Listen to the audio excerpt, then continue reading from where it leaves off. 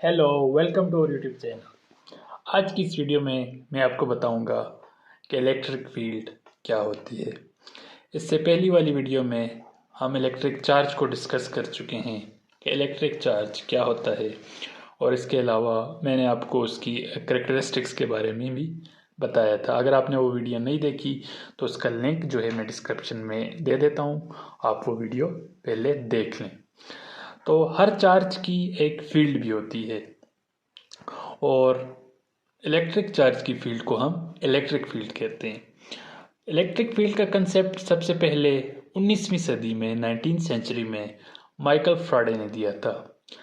Michael फ्राडे ने कहा था कि हर चार्ज के अराउंड स्फीयर की फॉर्म में एक फील्ड होती है, ठीक है। और जब उस फील्ड में हम कोई दूसरा चार्ज रखते हैं या प्लेस करते हैं तो वो फील्ड उसे इन्फ्लुएंस करती है। फॉर एग्जांपल, ये हमारे पास क्यू जो है एक चार्ज है, ठीक है।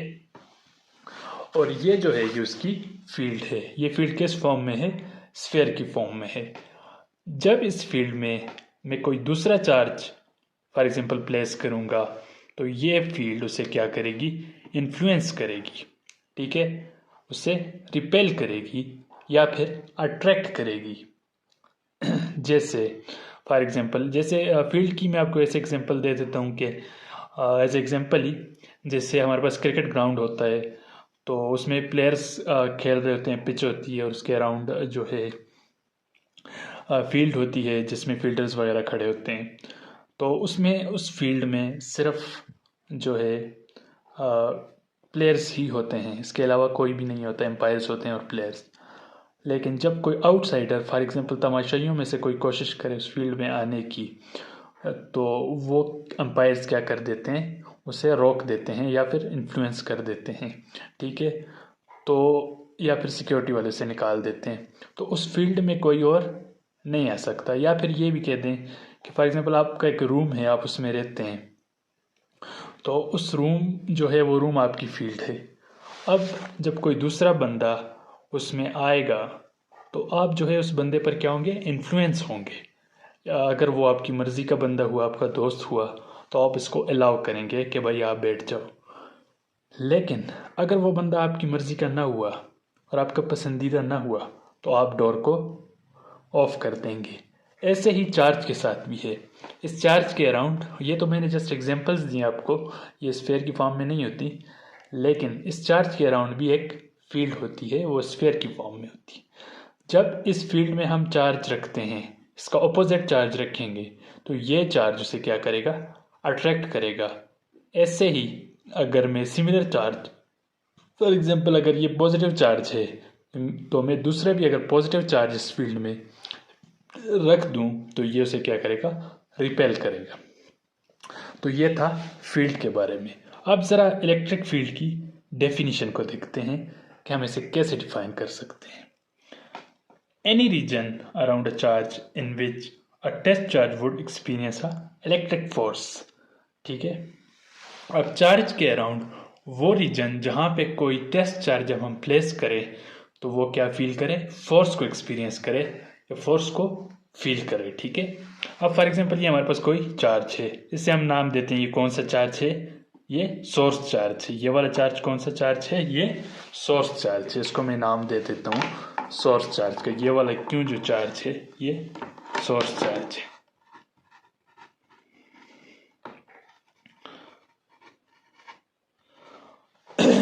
ऐसे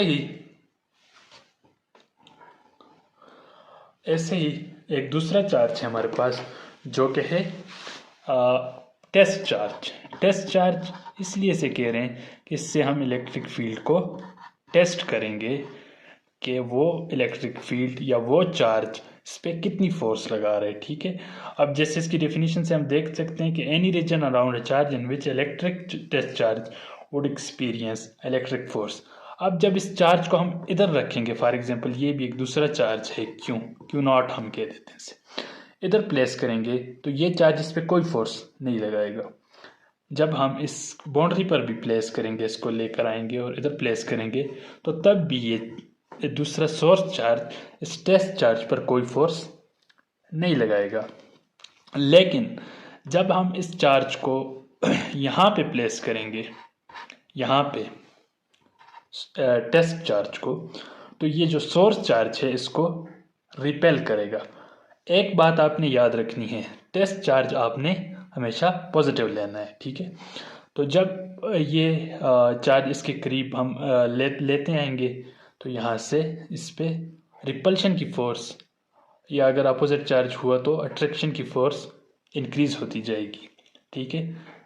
तो ये चार्ज यहाँ रखा तो ये हमें क्या बता रहा है, ये हमें इलेक्ट्रिक फील्ड की फोर्स के बारे में बता रहा है कि ये इस पर कितनी फोर्स लगा रहा है, ठीक है। तो इलेक्ट्रिक फील्ड जो है वो हमें कैसे पता चलता है किसी चार्ज की, तो इलेक्ट्रिक फील्ड का हमें इस तरह पता चलता है कि जब हम उसमें कोई टेस्ट चार्ज रखते हैं तो वो टेस्ट चार्ज हमें बताता है कि उस इलेक्ट्रिक फील्ड उस चार्ज की इलेक्ट्रिक फील्ड की स्ट्रेंथ क्या है या फिर डायरेक्शन क्या है, ठीक है। फॉर एग्जांपल इधर इस चार्ज की डायरेक्शन जो है इलेक्ट्रिक फील्ड की, टेस्ट चार्ज को प्लेस किया तो इसकी डायरेक्शन ये वाली है, इस डायरेक्शन में है, ठीक है। इसी तरह स्ट्रेंथ के बारे में बता रहा है यहाँ पे जो है इस सोर्स चार्ज की इस टेस्ट चार्ज पर जो स्ट्रेंथ होगी वो अलग होगी।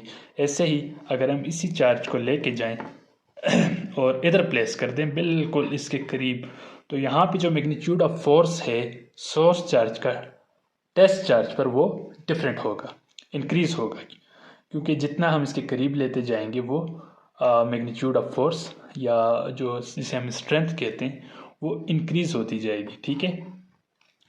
तो जो हमारे पास एक्चुअली इलेक्ट्रिक टेस्ट चार्ज जो होता है वो हमारे पास क्या डिटरमाइन करता है, वो सोर्स चार्ज की स्ट्रेंथ और डायरेक्शन के बारे में बताता है कि उस जो चार्ज की इलेक्ट्रिक फील्ड है उसकी जो है इलेक्ट्रिक फील्ड की डायरेक्शन क्या है, और दूसरा वो उस पर कितनी इलेक्ट्रिक फोर्स लगा रहा है, ठीक है। अब एक बात आपने याद रखनी है कि ये टेस्ट चार्ज का जो मैग्नीट्यूड है वो हमेशा स्मॉल होना चाहिए सोर्स चार्ज से, क्योंकि अगर आप उसी मैग्नीट्यूड का सोर्स टेस्ट चार्ज भी ले लेते हैं जिस मैग्नीट्यूड का सोर्स चार्ज है, तो इस केस में होगा क्या, ये इसकी फील्ड को डिस्टॉर्ट कर देगा, दोनों की फील्ड इक्वल होगी तो डिस्टॉर्ट कर देगा, तो आप मेजर नहीं कर सकेंगे। इसीलिए टेस्ट चार्ज का जो है हमारे पास मैग्नीट्यूड स्मॉल होना चाहिए सोर्स चार्ज से। अब इसके बाद चलते हैं इलेक्ट्रिक फील्ड इंटेंसिटी पर, ठीक है। इसी के साथ इसी टॉपिक के साथ ही है इलेक्ट्रिक फील्ड इंटेंसिटी। अब हम आते हैं इलेक्ट्रिक फील्ड इंटेंसिटी पर। इलेक्ट्रिक फील्ड इंटेंसिटी को सबसे पहले मैं डिफाइन करता हूँ। The intensity of the electric field at any point is the force per unit test charge placed at that point.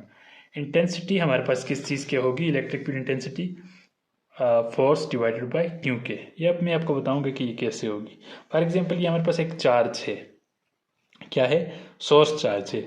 जब इसकी फील्ड में इलेक्ट्रिक फील्ड में हमने एक टेस्ट चार्ज को प्लेस किया तो यह सोर्स चार्ज उस पर क्या करेगा, कोई फोर्स लगाएगा, ठीक है, कोई ना कोई फोर्स लगाएगा। जब हम इलेक्ट्रिक फील्ड में किसी टेस्ट चार्ज को प्लेस करेंगे तो वो सोर्स चार्ज जो है उस टेस्ट चार्ज पर कोई ना कोई फोर्स लगाएगा, और वो फोर्स हमारे पास किस चीज़ के इक्वल होगी, F is equal to Q naught E, ठीक है।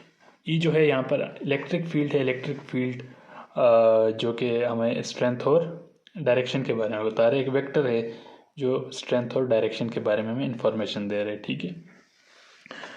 तो ये थी electric field intensity. Electric field intensity actually जो है स्ट्रेंथ के बारे में बताते हैं, ठीक है, सोर्स चार्ज की, सोर्स चार्ज उस पर कितनी फोर्स लगा रहा है। तो ये हमारे पास निकल के आ गए।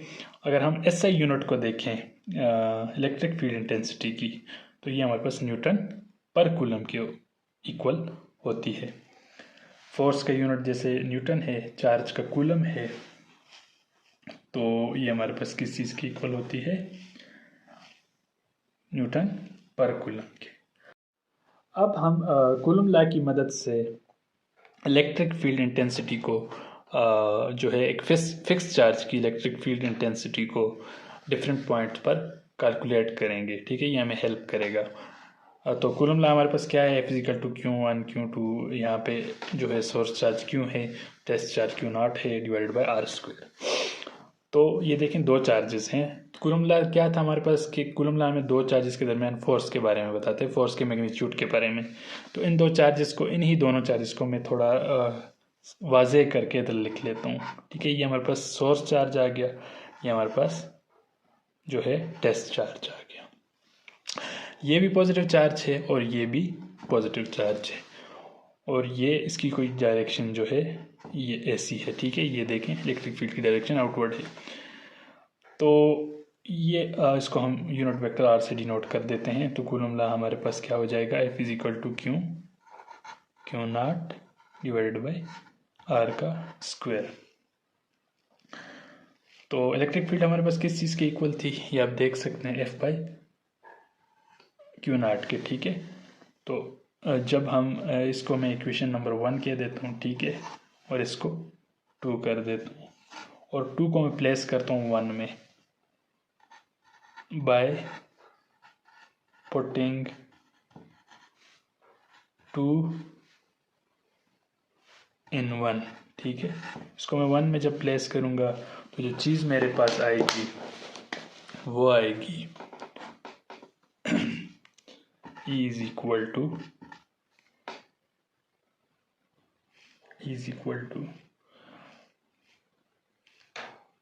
K Q0 divide by R square, ठीक है। ये फोर्स की जगह मैंने पुट कर दी, और डिवाइडेड बाय ये वाला, ठीक है, ये वाला चार्ज। तो ये जो है इसके साथ कैंसिल हो जाएगा, तो इसके से हमारे पास जो रिजल्ट आएगा वो आएगा K is equal to Q divided by R square, और ये यूनिट वेक्टर भी है साथ। अच्छा, यूनिट वेक्टर जो हमें है डायरेक्शन के बारे में बताता है, ये यूनिट वेक्टर, ठीक है। तो इलेक्ट्रिक फील्ड हमारे पास किस चीज़ की, इसको मैं इधर लिख लेता हूँ, ये आपने नोट कर लिया होगा। इलेक्ट्रिक फील्ड हमारे पास इक्वल हो जाएगी K electric field intensity KQ divided by R square और यूनिट वेक्टर R। तो हमारे पास जो है स्ट्रेंथ है इलेक्ट्रिक फील्ड की, हमारे पास किस चीज़ के, चार्ज के मैग्नीट्यूड के प्रोपोर्शनल है, और किस चीज़ के इन्वर्सली प्रोपोर्शनल है, और ये डिस्टेंस के जो है इन्वर्सली प्रोपोर्शनल है। इसका मतलब ये है कि जितना चार्जेस का मैग्नीट्यूड इंक्रीज होगा उतनी इलेक्ट्रिक फील्ड इंटेंसिटी उसकी ज़्यादा होगी, ठीक है। और जितना ही दो चार्जेस को हम ज़्यादा डिस्टेंस पे प्लेस करेंगे तो उसकी जो स्ट्रेंथ है वो सोर्स चार्ज की टेस्ट चार्ज पर डिक्रीज होगी। फॉर एग्जांपल अगर हम इनको करीब, एक दूसरे के बिल्कुल करीब, इधर एक दूसरे के बिल्कुल करीब प्लेस कर दें, ये फॉर एग्जांपल ये सोर्स चार्ज और ये टेस्ट चार्ज, अब इनके दरमियान जो है इलेक्ट्रिक फील्ड इंटेंसिटी बहुत ज़्यादा होगी, स्ट्रेंथ बहुत ज़्यादा होगी।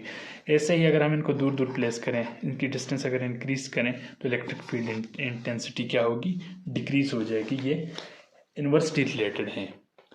तो आज के लेक्चर में बस इतना ही।